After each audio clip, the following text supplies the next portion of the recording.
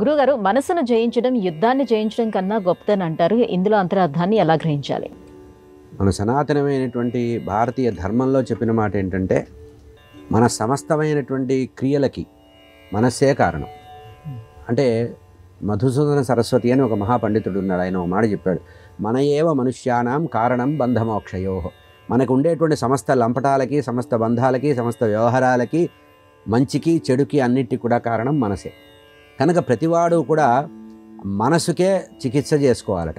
అంటే మనం ప్రాణాయామం చేసినా, యోగ సాధన చేసినా, అష్టాంగ యోగ సాధన చేసినా, భగవంతుడి ఆరాధన చేసినా, మన ఆరోగ్యాన్ని బాగా నిలుపుకోవాలన్నా ఇదంతా కూడా మనసుకు సంబంధించిన విషయంగానే చెప్పారు.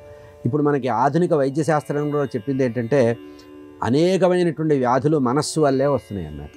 ఈ మనస్సుని ఎవరైతే నిగ్రహించుకోగలరో వారికి బంధాలు ఉండవు, సమస్యలు ఉండవు. కనుక ఈ మనస్సును జయించడం అంటే యుద్ధంలో విజయం పొందడం కంటే గొప్పదని ఎందుకు చెప్పారంటే, ఈ మనసే యుద్ధాన్ని జయించేది కూడా మనసే. ఒక వ్యక్తి పట్ల ద్వేషం కానీ, ఒక వ్యక్తి పట్ల అనురాగం కానీ, ప్రేమ కానీ, దయాగుణం కానీ, వాడికి ఏదో చేద్దామనేటువంటి ఉద్దేశం కానీ మనలో కలగడానికి ప్రధానంగా ఉండేది మనసు. ఈ మనసు ఎక్కడ ఉందని వేదాంత శాస్త్రంలో అనేక పరిశోధనలు చేశారు, అనేక అన్వేషణలు చేశారు. పెద్ద పెద్ద పండితులంతా కూడా మనసు ఎక్కడుందంటే, కొంతమంది అన్నారు హృదయమే మనసు అన్నారు, కాదు మెదడు మనసు అన్నారు, కాదు. ఈ మనసు అనేది ఒక అదృశ్యమైనటువంటి ఒక భావన. ఆ మనసు చెప్పినట్టల్లా మనం నడుస్తూ ఉంటాం. ఉదాహరణకి ఒక వేడి వస్తువు ఏదన్నా ఉంది, పెనం ఉందనుకోండి, అది వేడిగా ఉంటుంది. మనం చేయి పెడుతుంటే మనసు చెప్తుంది వద్దురా బాబు అని. అంటే ఏమిటి? స్పర్శ ఇంద్రియమా మనసు కాదు. ఒక్కొక్కసారి మనసు కోరికల్ని పెంచుతుంది. అప్పుడు కోరిక పెంచడానికి పదార్థం లేదు, ఊహ మాత్రమే ఉంది. కనుక ఊహారూపకంగా ఉంటుంది, వస్తురూపకంగా ఉంటుంది, వ్యవహార రూపంగా ఉంటుంది. కనుక మనసు చంచలం. దీని ఉద్దేశంలోనే త్యాగరాజ స్వామి ఒక మాట చెప్పాడు, మనసు కోతి వంటిది. కోతి ఎట్లా అయితే చంచల స్వభావంతో ఈ కొమ్మ నుంచి ఆ కొమ్మకి, అటు నుంచి ఇటు శాఖా సంక్రమణం చేస్తుందో, ఈ మనసు కూడా అటువంటిదే. కనుక ఈ మనసుని ఎవరైతే మనసును జయిస్తారో వారు సర్వాన్ని జయించినట్టు. విశ్వాన్నంతా జయించగలిగే ఏకైక శక్తి మనసు.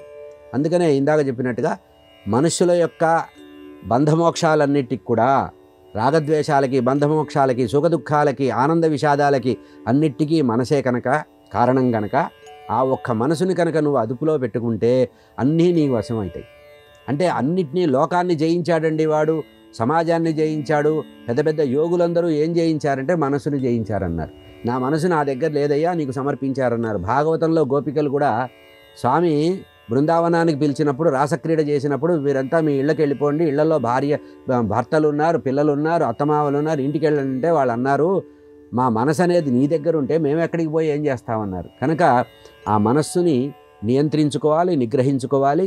ఆ మనస్సుని ఎవడైతే నిగ్రహించుకుంటాడో వాడికి శత్రుభయం లేదు, యుద్ధ భయం లేదు, ప్రాణభయం కూడా లేదు. అందుకనే ఇంద్రియాలన్నీ కూడా, భగవంతుడిచ్చినటువంటి ఇంద్రియాలన్నింటినీ కూడా అదుపులో పెట్టుకొని, ఆ ఇంద్రియాల యొక్క అదుపు పెట్టుకోవడం వల్ల మనసును కూడా అదుపులో పెట్టుకున్నవాడు ప్రశాంతంగా జీవించగలడు. కనుక మనస్సే అన్నిటికీ ప్రధానం. ఈ మనస్సుకే చికిత్స చేయాలి. మనం చేసేటువంటి జపం కానీ, సాధన కానీ, ప్రాణాయామం కానీ, అష్టాంగ యోగ సాధన కానీ, యోగాసనాలు కానీ, ఇవన్నీ కూడా మనసుకు చేసేటువంటి చికిత్సనే.